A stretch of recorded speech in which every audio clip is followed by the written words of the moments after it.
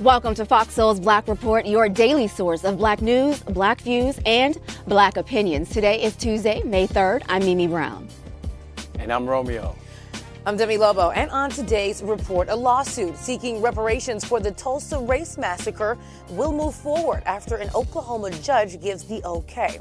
We check in with a civil rights attorney who has more details on the lawsuit. Meanwhile, a final ruling is expected later this year on the possibility of Roe versus Wade being overturned, with a new bombshell report from Politico revealed. Then, the conversation of student loan debt forgiveness intensifies, but will the Biden administration consider capping relief at a certain income level? We have the story.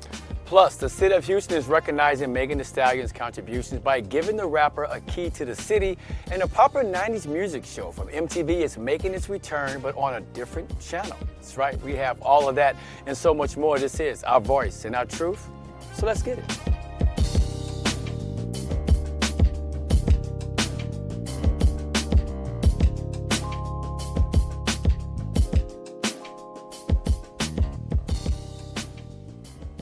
An Oklahoma judge is allowing the lawsuit seeking reparations for the Tulsa race massacre to move forward. The packed courtroom erupted in cheers yesterday after the judge's ruling. The suit was filed on the behalf of the 3 remaining survivors who were all over 100 years old. Civil rights attorney Demario Solomon Simmons filed that lawsuit back in 2020 on behalf of the victims, and he joins us now. Hi, Demario. Thank you for being here. Hey, Mimi, good to see you again. Thanks for having me. Absolutely. You know, history was made yesterday. I know that you have been working on this for 20 plus years. You've seen survivors, over the course of time not make it to this final step. And now the last 3 survivors, they're a step closer to having their day in court. Tell us why this ruling was so important. Yeah, this is, you set it out very well. This is a historic day, first time in 100 plus years that a lawsuit related to the Tulsa race massacre is allowed to move forward. In fact, it's probably the first time in the history of America that a case involving historical wrongs against Black people are going to have an opportunity to be tried in an actual court of law. So we're truly excited. What happened yesterday is what we expected. We expected to have success. We did not expect that the court will rule on the bench. That was a surprise. At this point, we're waiting on the court's actual written ruling. So she just told us from the bench that she was denying in part the motion to dismiss, meaning that she was granting the other side to kick out part of our case, but she was granting in part the motion to dismiss. So we don't know exactly what's left. We don't know what claims will be left. We don't know what plaintiffs will be left in the case. But more importantly, for today's purposes, we do know that our case moves on, and we will have another opportunity to get in court to prove what we say happened to our people, the impact of it, and more importantly, what it takes to fix it. Absolutely. Greenwood was once a booming district known as Black Wall Street. There were some 40 blocks of restaurants, hotels, theaters, all Black owned. But decades later, though, it's about a half a block. How likely do you think justice will be served? I've been doing this for 20 plus years. Obviously, I have to be a big believer. I mean, I suffered so many defeats along the way, working with my great mentors like Dr. Charles Ogletree and attorney Johnny Cochran. And like you said, I've worked with over 150 survivors who have passed on since I started working on this case. And it hurts. All these losses, they hurt you. They make you feel like, man, why am I doing this? But each and every day, I find the strength somehow just leaning upon the ancestors and the fight of Greenwood. The people started fighting the day of the massacre. They didn't just go unwillingly for fight, and they started filing lawsuits days after the massacre. Literally had lawyers practicing law in tents with law books inside of the tents because their buildings had been burnt down. So with all that being said, I have extreme confidence in our team, in the facts, the law, and our ability for people like you to continue to get the word out that we will see justice regardless of how long it takes. We will continue to fight for our rights and our dignity. Absolutely. So this has literally been 100 years in the making, what we're witnessing right now. Attorneys for the defendants, they say, the massacre, it was horrible, but it's not ongoing. So without giving us the crux of your case, how do you prove that it is? How do you prove that the remnants of what happened 100 years ago, that we are still facing those today? Yeah. Well, let me give you an example. I think makes it easy for people to see this. Imagine an oil spill. Imagine a big oil tanker out like the Exxon Valdez oil spill in 1989, where millions of gallons of oil is spilled out into the ocean and washes upon shore, right? And then you see the pictures of the shore being full of oil, and you have the animals are dying, the water's polluted. Now, just because the oil spill has stopped, they plugged the hole on the tanker, right? But that oil is still there. So if that oil is there for 1 year, 10 years, or 100 years, you have to continue to abate or remove that oil. That is the same thing here. There was a triggering act. So imagine in Greenwood where J.B. Stratford owned the largest African-American owned hotel in the nation at the time. That hotel was burnt to the ground, and J.B. Stratford was unjustly indicted as the cause of the riot or the massacre, which was untrue. He couldn't even come back, so his land was confiscated, his business was destroyed, and they never rebuilt J.B. Stratford's hotel. They never gave his land back to J.B. Stratford. So that nuisance continues, and until that nuisance is abated, we have a claim. Does that make sense to you? Made all the sense in the world. Thank you for breaking that down for us. So back to the survivors, though, there are 3 survivors. We know they're all over 100 years old, but given their age, we know that time is of the essence. We definitely want them to see justice in their lifetime. How long do you think these legal proceedings will take? It's really hard to say. I mean, you're right, time is of the essence. Our oldest survivor, Mother Viola Fletcher, who's 107, she will be 108 in 1 week on May 10th. And so, yeah, we want to move as quickly as possible. But first, we have to get the court's order to understand how she's narrowed our case, because she has narrowed it down somewhat. And then from there, we will set what's called a discovery schedule, where we're going to be getting documents. And this is what's so exciting, Mimi, because we're going to have access to documents that never before been seen, ever in 100 years. We have access to information about the defendants and how they perpetrated the harm, the massacre, the triggering act, but how they continued the nuisance over the last 100 years by a series of actions. We will get an opportunity to get those documents, do depositions, and then at that point, we'll get a trial date, go to trial. I'm sure it'll be a couple-week trial if we get to that point. And so, but I can't say when that's going to happen, but I will say we're going to be moving as fast as we possibly can. I love all of this. In fact, it makes me think, do you think that this will be the blueprint for, descendants of other trials, like what happened in Tulsa, to seek restitution and what happened in other places around the country? Because we know there have been other massacres in the United States. Yeah, I really do. We feel like we've shown a model of how you need to be creative, right? It's unfortunate that as Black people, we can't just utilize the same laws that white people can and say, hey, this was just a wrong straight up and down and repay us what we're owed. We had to be very creative and utilize the public nuisance law that's been on our books since 1910. So we're telling people, we're consulting with people now. Let's look at your specific state statutes. Let's find laws that are there that you may not think apply to the situation in your particular locale. And then we want to show people how to build a coalition of national, regional, and local partners to all work together for a very specific goal. We didn't have this huge, ambiguous, or large goal of quote unquote reparations. We had a very specific goal to move past and show that the public nuisance has occurred here and that we fit the legal definition of a public nuisance. That may be something different in each state. It may be a different law, but it can happen and it's possible. But you cannot do it without the community that you live in. You cannot do it without national partners, and you cannot do it if you're not very specific about the specific goal that you're seeking, and do everything you possibly can to make that happen. I can hear the passion in your voice. I am so thankful for you. Thank you for fighting. I know that you have been fighting for a really long time. I've been along for that journey, and thank you for checking in with us, and come back and keep us updated on this trial, please. Anytime, and anybody wants to connect with our work, just go to justiceforgreenwood.org, justiceforgreenwood.org. We'd love for you to jump in this fight with us. Awesome. Thank you. Thank you, DeMario. Thank you. Now to a bombshell report from Politico. A leaked draft opinion shows the Supreme Court is poised to overturn Roe versus Wade. Justice Samuel Alito wrote in the leaked draft opinion that Roe was egregiously wrong from start and must be overturned.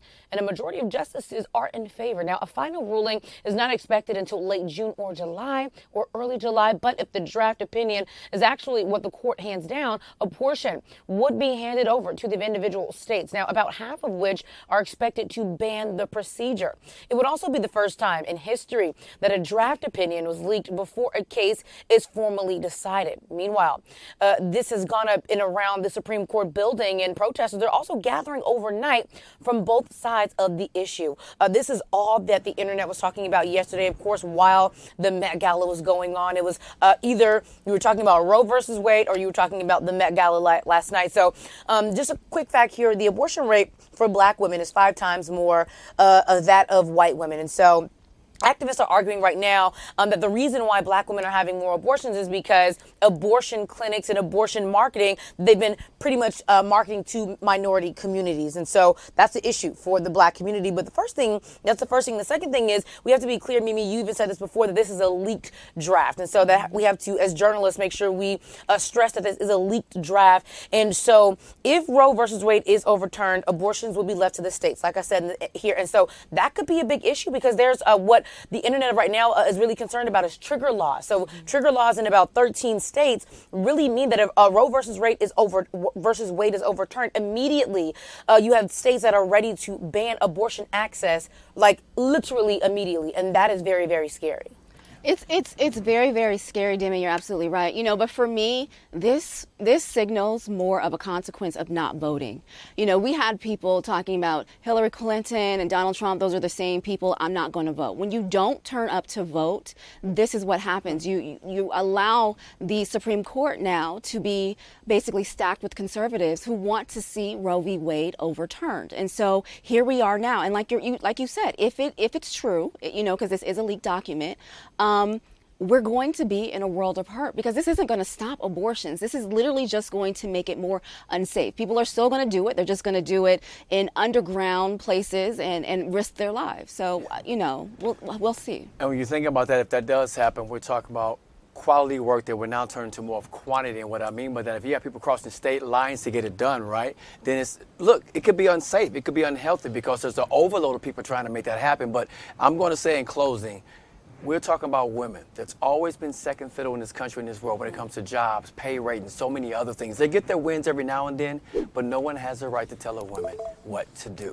We have to do something about it.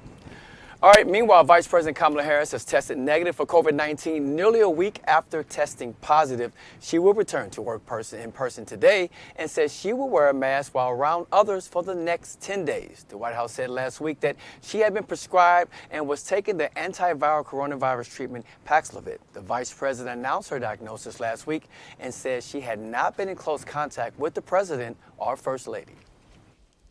And as a debate over forgiving student loan rages on, the Biden administration is considering capping relief at a certain income level. Reports say the White House could limit relief for those who earn under $150,000. 2/3 of student loan borrowers earn less than $100,000 a year. Experts say it could cost the government more than $935 billion to erase loans for all those people.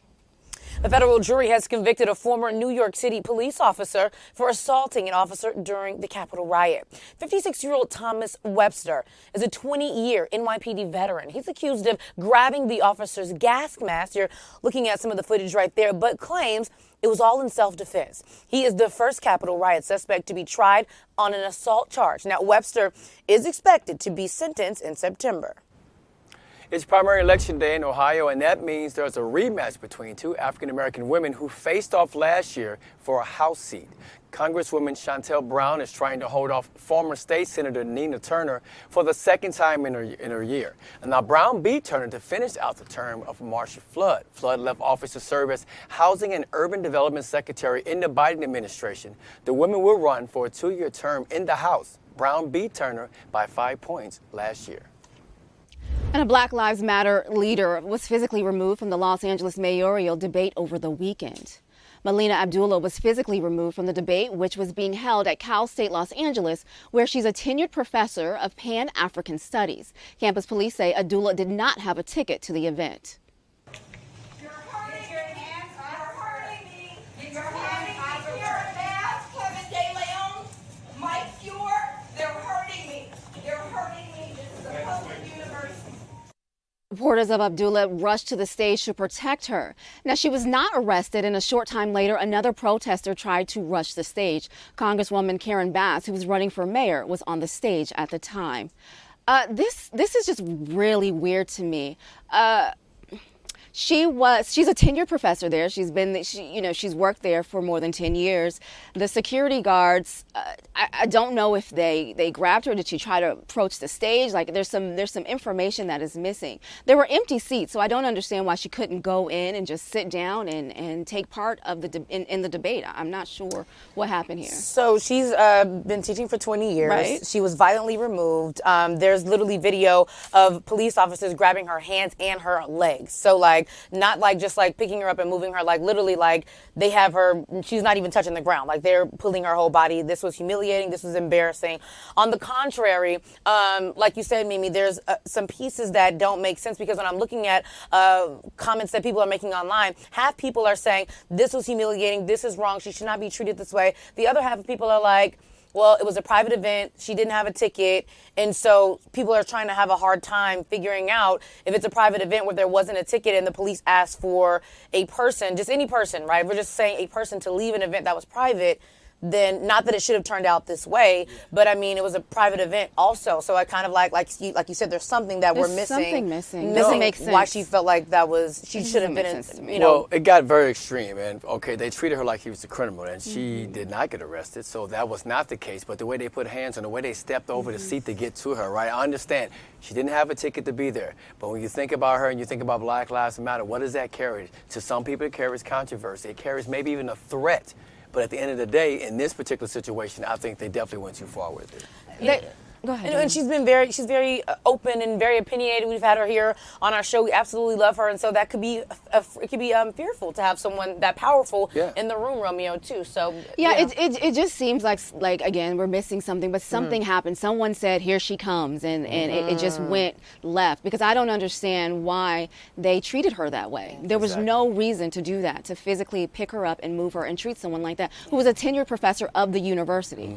I get that it's a private event, but if she works there, just like the security guards who work there, maybe it's like, hey, Miss Abdullah, we can't let you in right now. Like, you pull her to the side and you have a humane conversation with her. That's what I think. Absolutely. Yeah. And we'll definitely be following that story more as more details arrive. So more than 44 African American and Latino people in Chicago have had their criminal convictions vacated last month. This after evidence over the last few years proved a former Chicago police sergeant, Ronald Watts, shook down and framed dozens of people on the south side of Chicago. Now, investigators say Watts had a reputation of threatening, harassing, and even stealing money from drug dealers. A total of 200 cases have been thrown out due to connection to his wrongdoing. Now, prosecutors say Watts and the tactical team he ran were abusing people for over a decade. Attorneys for the victims say more work needs to be done to rid Chicago cops of this and rid those bad cops from the department. Now, they say the city spent nearly $10 million defending guilty officers. A 17-year-old upstate New York girl has been charged with assaulting a police officer. This after the cop tackled her autistic brother at a Target store. This is the cell phone video that you're watching right now. A Saratoga County Sheriff's deputy attempting to arrest the 14-year-old boy. The Sheriff's Department said they were called because store security says the boy was stealing, but the store employee said they just wanted he and his sister removed. When the child's sister saw what the officer was doing, she tried to protect her brother. That's when the deputy became more aggressive. The Sheriff's Department said the sister hit the deputy in the head with a soap dish. The girl faces charges of felony assault and resisting arrest. Their kid's mother, Shantae Moore, says her child had money and they were not stealing. When you see this, you can understand why she went into defense for her younger brother. We brought you so many stories here on Fox Soul's Black Report, clearly showing how officers are treating young adults, especially people of color. So when this happens inside that store, now you got a he say, she say. We were called because they were stealing. No, we didn't call and say that. We just wanted them removed from the store. Well, why? Why did you want them removed from the store? Just that simple phone call could have cost not one, but probably 2 lives. And this definitely has to lead to something like a lawsuit, because this was unnecessary what happened in that store again.